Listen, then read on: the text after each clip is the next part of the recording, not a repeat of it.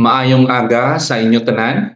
Dalayawon kitang Ginoo sa subong nga aga makapadayon kita sa aton morning devotional. We praise the Lord for giving us a brand new day and nga makapadayon kita kabuhi sa subong nga adlaw para sa aton nga Ginoo.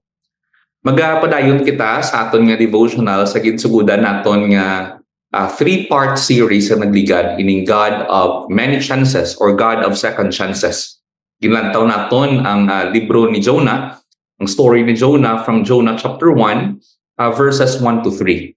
Aton pagbasahon ko diri sa New American Standard Bible from verses 1 to 3. Jonah chapter 1, 1 to 3. Habal diri, the word of the Lord came to Jonah, the son of Amittai, saying, Arise, go to Nineveh, that great city, and cry out against it, because their wickedness has come up before me.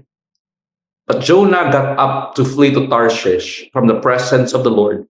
So he went down to Joppa, found a ship that was going to Tarshish, paid the fare, and boarded it to go with them to Tarshish, away from the presence of the Lord. Now, ang story ni Jonah, isa gid sa mga very familiar gid na story sa aton halinsang gagmay pa kita, especially for those nga nagdako sa simbahan, sa Sunday school. And we have heard this story multiple times sa aton nga childhood hasta nga nagdako kita.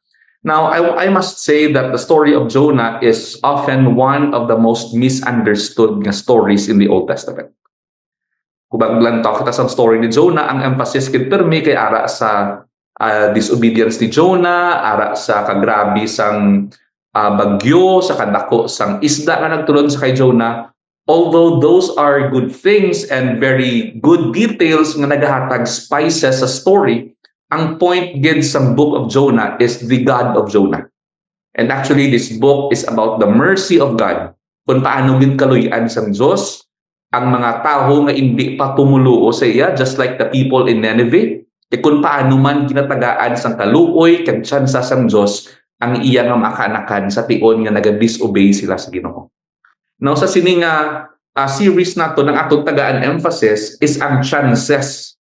No, ang chances form ini sang kaluoy, sang mercy sang Ginoo sa kabuhi ni Jonah. So muna ang gusto ko nga tagaan sang emphasis sa subong nga aga sa sining nga three-part series naton.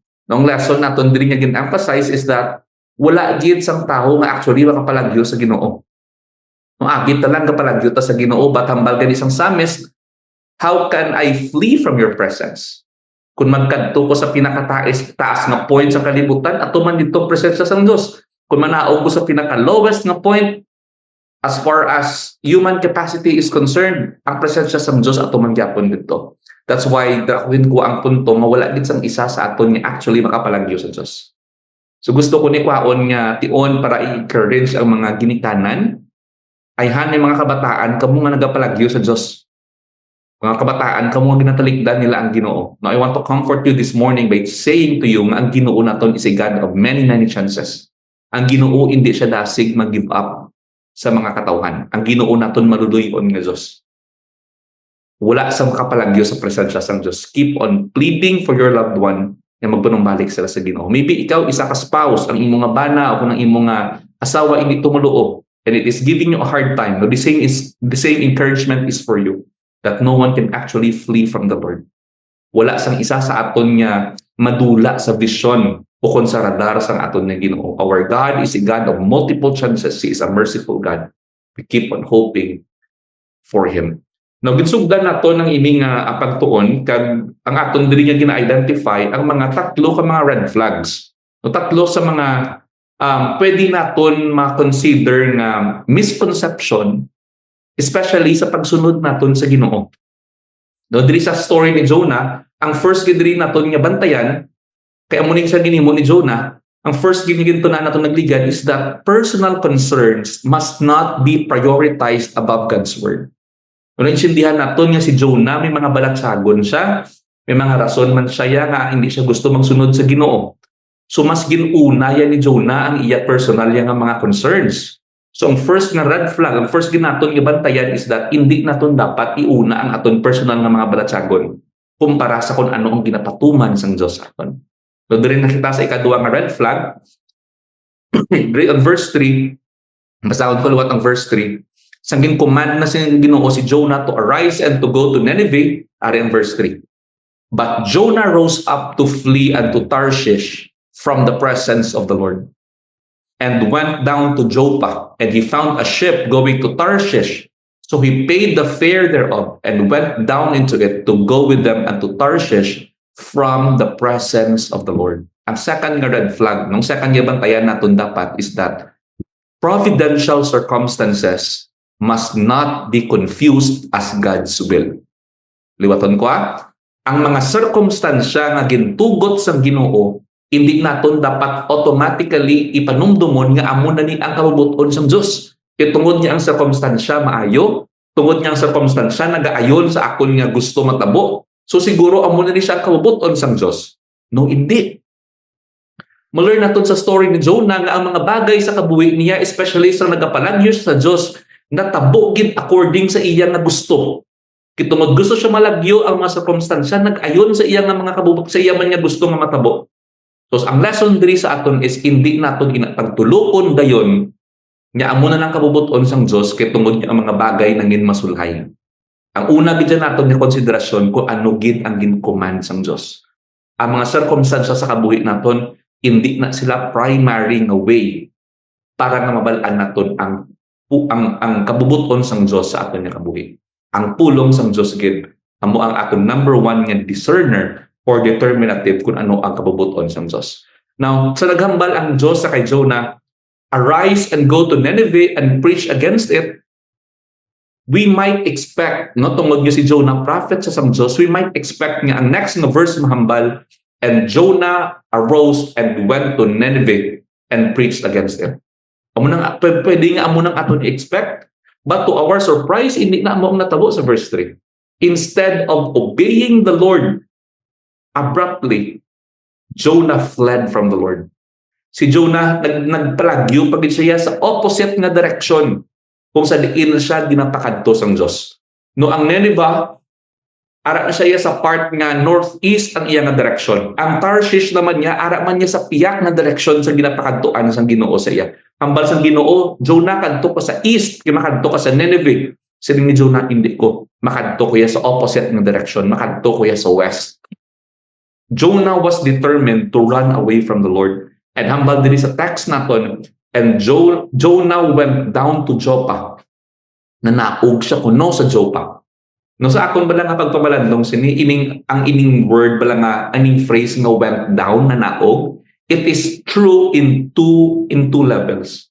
It is true, number one, nga kung magkadto si Jonah sa Joppa, halin sa iya nga point of origin, kung lang tabon mo ang mapa, gapanaog din man siya. Kay manaog pa siya sa seacoast, manaog pa siya sa coastal nga area. And secondly, it is true sa sense nga sa pagpalagyo niya pakadto sa Joppa, he is going down spiritually because he is disobeying the Lord. So it is true on two levels. Kung natawonin mo ang action diri sa sining nga chapter, manotice ninyo ang word bala nga down, kaapat gini siya din-mention. Hambal sa verse 3, he went down to Joppa. Secondly, he went down into the hold of the ship na naugid si Jonah sa pinakadalom nga parte sang barko. Ikatatlo, he went down into the sea. Sa tong part sang story niya, ginaboy na siya sa dagat. And number 4, he went down into the belly of the fish on verse 17. Sa pagpalagyo ni Jonah sa Ginoo, he is not going up. He is not going up spiritually. Kung disobey ka sa Ginoo, the only way is for you to go down. When you try to run away from the Lord, when you try to do things na hindi according sa kabubuton sa Ginoo, you are not going up. You are only spiraling down and down and down and down. Mga utod sa Ginoo, hindi na siya coincidence. Hindi na siya coincidence. This is the reality of what happens when one person disobeys God. Every time you run away from the Lord, you never go up. You always go down and down and down and down until you are buried so deep sa imong nga sala.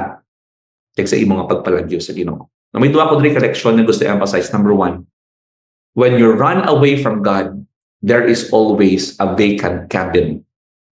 Let me explain. Sa mga tion nga desidido nang kita malagyo sa Ginoo, na-notice ninyo nga mas hapos malagyo sa Dios kay tungod niya ang mga circumstansya nag-align. Sang si Jonah nag-decide nga magpalagyo sa Ginoo, he went to Joppa. Nga natabuan lang gid nga may barko dito sa Joppa nga pakadto sa lugar na kung sa diin gusto ni Jonah malagyo. Pagpanaog niya sa Joppa, may nakita gid siya nga barko nga pakadto gid sa Tarshish.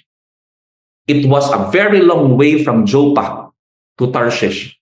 And Jonah might have thought, wow, it seems like ining layo ko ma-travel. It's looking good. Everything is falling into its place. Mayo lang gid may barko nga exactly makadto gid sa lugar na gusto ko kadtuan. Mga utod sa Ginoo, please take note that when you decide to run away from God, there is always a ship. There is always a ride going to your Tarshish. There is always a room, a cabin, a space for one more. Malagyo ka sa Ginoo, ang circumstansya ma-align gid sa imong pagpalagyo sa Dios. Kitungod niya ang yawa, gapaningwa man nga magpalagyo ka sa Ginoo, so ginabuligan niya man ka kung amo na ang desire sa imong tagipusoon. When you choose to run away from God, there is always a cabin vacant just for you. No, beware of that. No, second nga lesson diri, when you run away from God, there is always a valuable cost. May biligid ang imong pagpalagyo sa Dios. Now, what are the odds? Nasang si Jonah nalagyo siya, may kwartagid siya sa iyang bulsa para nga ibayad niya sa ticket. Now, what are the odds sa nagkadto siya sa Joppa, ara ang barko nga magdulong sa iya pakadto sa Tarshish? When you run away from the Lord, Satan is always happy to provide for you the transportation that you want kung gusto ka malagyo sa Ginoo. Mangutod sa Ginoo, kung tutuod tigid ng Kristohanon, naka-attest gid ikaw nga mas hapos magpalagyo sa Dios kumpara nga maghimo ko anong insakto. Mas budlay magpanumbalik sa Ginoo kaysa nga malagyo sa Ginoo. That's why may mga Kristohanon nga after nga nakasala sila, instead nga maghinurusol sila, do the difficult part of repenting and running away from the Lord, of humbling themselves, kung kaisa, bas ginapadayon na lang nilang ilang pagpakasala, tungod nga mas hapos na siya obrahon, tungod nga ang yawa kang kalibutan, dahil imo tagipusoon, nag-assist man sa imo nga pagpalagyo sa Diyos. Abyan, utod sa Ginoo, if you have found yourself in that direction, I plead for you to stop and to come home. God is a merciful God. God is a God of many chances. Come home. Don't be like Jonah. Nga ginbagyuhan anay isang Diyos ng iyang nakabuhi. Nga gintulon siya anay isang isda anti siya nag-surrender sa Ginoo. Ano ay yan ang ginarason ni Jonah, no? Samtang kapalagyo sa Ginoo. But beloved in the Lord, whenever you decide to disobey the Lord, it is always easy to find an excuse. Kahapos gid mag-justify.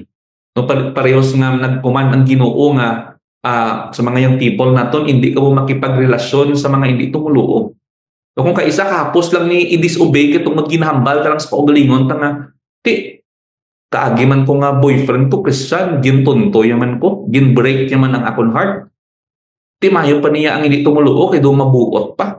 No, that is, no matter how hard we justify it, that is still an excuse. That is still a justification of the wrong thing na ginahimo naton. No, ano ba yung imo nga justification para mapadayon mo ang imo nga pagpalagyo sa Ginoo kag ang imo nga paghimo sang sala? Utod sa Ginoo, sa pag-end naton sang sining parts ang aton nga devotion, akon pamangkot, where did this meditation find your heart today? Are you running away from God? Are you physically present sa simbahan? Physically present sa mga physical na mga aspects ng imo nga pagkakristohanon, pero ang imo gali niya kalag kapalagyo sa Ginoo? Maybe you are a part of the ministry, pero kabalo ka gid nga deep down in your heart at tagipusoon mo layo-layo gid sa Dios. Or maybe ari ka diri sa sining aga. Kaya makahambal ka gid nga wala gid ko nag-abot sa punto sa kabuhi ko that I have been so near to God. Ari ko subok sa punto sa kabuhi ko madalom-dalom nang gid ko sa akon pagpakasala. Maybe you are wondering in your mind, is there still a chance for me? Brother, sister, stop kundiin ka man subong sa imong pagpakasala. Turn to the Lord, repent, and be healed. No, God is a God of many chances. Sa aton yung pagpadayon sini, masakwan naton sa part sang story kung paano sang Ginoo gintagaan siya kag bugay kag kaluoy si Jonah. So ang challenge ko sa imo is to stop Stop running away from God. Because running away from God is always a way down. No, hindi ka gid makatusngaw, hindi ka gid maumpawan unless you turn to the Lord. No amount of favorable circumstances ang pwede mag-override sa kung ano ang klaro maginsaad sa Diyos sa iyang pulong.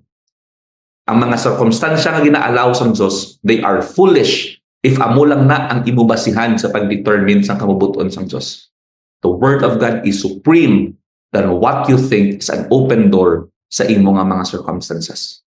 Beloved in the Lord, God is a God of chances.